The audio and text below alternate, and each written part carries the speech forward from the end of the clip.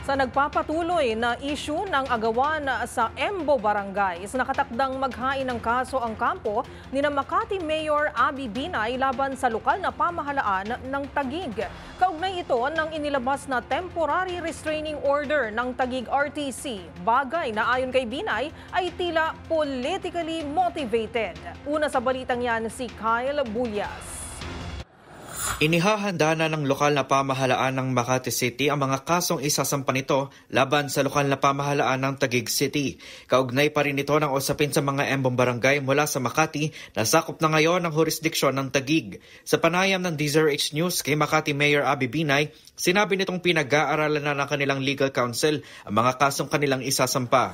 Okay. Kasi yung pong property na kinuha po nila yung bond na pinost nila is only 20 million. Ang property po na kinuha nila is over 1 billion pesos. Uy. Hindi yung maliit na bagay yung kinukuha nila sa taxpayer ng Makati. Oh.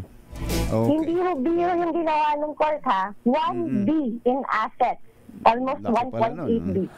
Kahapon, naglabas ang kautusan ng Taguig Regional Trial Court na agad ibigay sa kanila ang kontrol sa mga pasilidad ng pamahalaan sa Embo Barangays, kabilang ang mga health center, kung saan epektibo ang TRO sa loob ng 72 oras o hanggang sa Biyernes lamang.